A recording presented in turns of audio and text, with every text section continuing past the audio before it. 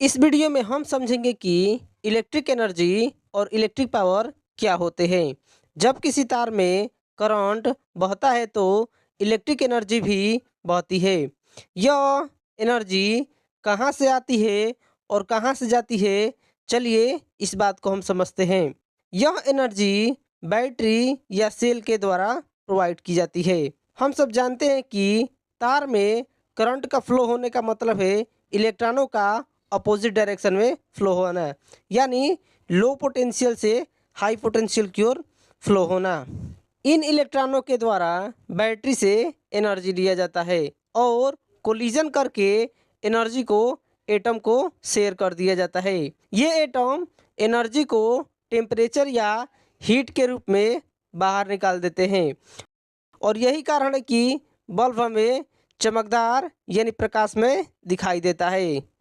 मान लें कि हमारे पास जो कंडक्टर दिया है उसमें करंट पॉइंट ए से पॉइंट बी की ओर फ्लो हो रही है। दैट मीन्स इसका मतलब यह है कि ए पॉइंट का पोटेंशियल ज़्यादा है, वहीं बी पॉइंट का पोटेंशियल कम है।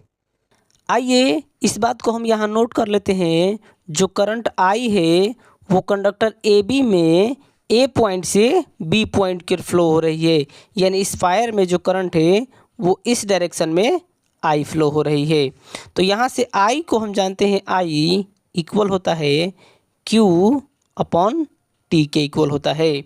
सो यहाँ से दैट सिंप्लाई हमारे पास क्यू को लिख सकते हैं, क्यू इक्वल में हो जाएगा, इस साइड मल्टीप्लाई हो जाएगा तो आई इंटू टी हो जाएगा।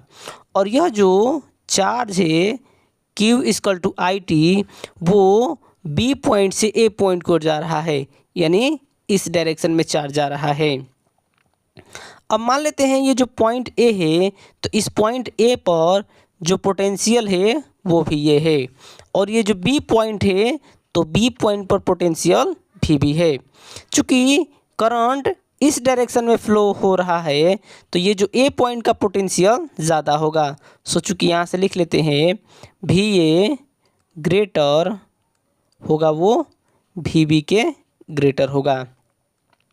यहाँ इस ए पॉइंट पर जो चार्ज फ्लो होके आया है तो मान लेते हैं उस चार्ज का जो पोटेंशियल एनर्जी होगा वो Q इंटू भी ए होगा, और इस बी पॉइंट पर जो चार्ज है उसका पोटेंशियल एनर्जी Q इंटू भी बी हो जाएगा। यहाँ से इन दोनों पॉइंट के बीच पोटेंशियल एनर्जी में जो चेंज है उसे हम यहाँ से लिख लेते हैं। So change in potential energy, change in potential energy वो हो जाएगा डेल्टा यू पोटेंशियल इक्वल हो जाएगा ये जो फाइनल पोजीशन में है वो पोटेंशियल एनर्जी, यानी final potential energy minus initial potential energy.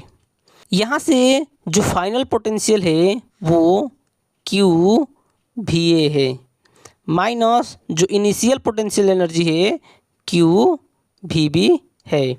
यहाँ से क्यू को कॉमन करते हैं तो क्यू कॉमन होगा, तो यहाँ से भी ए माइनस भी बी हो जाएगा।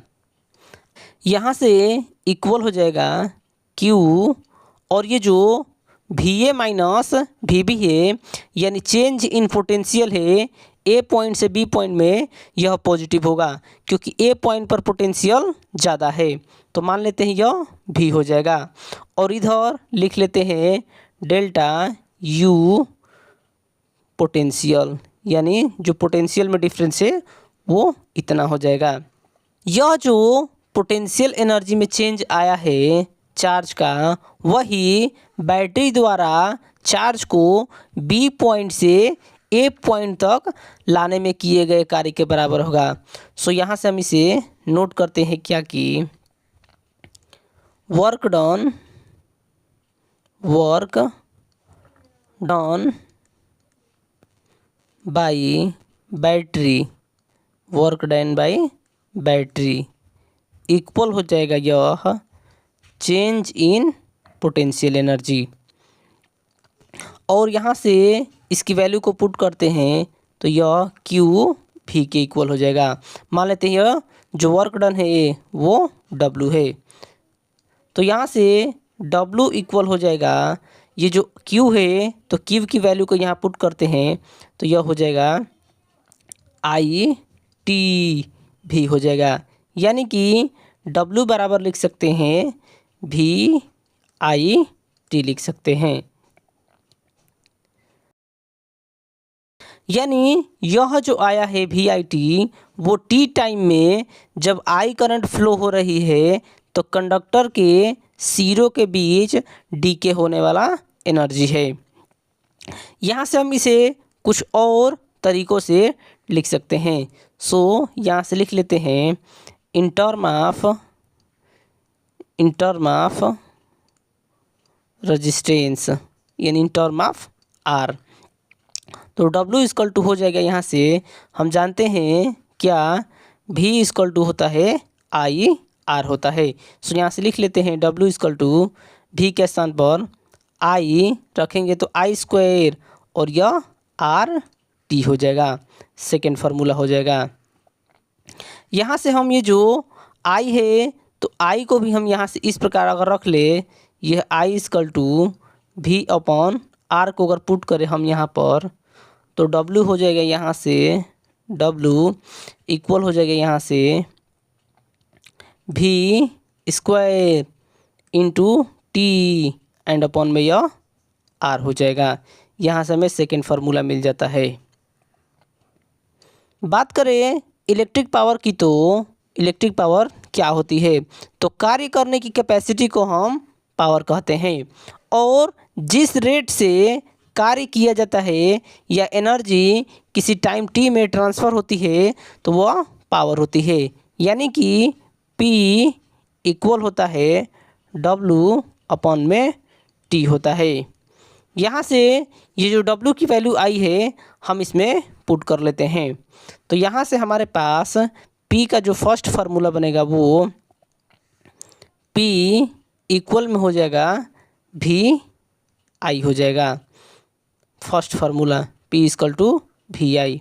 और सेकेंड जो होगा वो P इक्वल में हो जाएगा वो आई स्क्वायर आर हो जाएगा, ये सेकेंड फार्मूला है। और third formula P equal to हो जाएगा यहाँ से V स्क्वायर अपॉन में यह आर हो जाएगा। ये जो दोनों फार्मूले हैं आई स्क्वायर आर और V स्क्वायर आर, इनकी खास बात यह है कि जब किसी कंडक्टर में या फिर किसी डिवाइस में जब रेजिस्टेंस होता है तो जो रेजिस्टेंस के कारण पावर या एनर्जी जो लॉस होती है वो इस सूत्र से कैलकुलेट किया जाता है। वीडियो अगर अच्छा लगा हो तो एक लाइक ज़रूर करें और ऐसे ही वीडियो देखने के लिए हमारे चैनल को ज़रूर सब्सक्राइब करें। Thank you.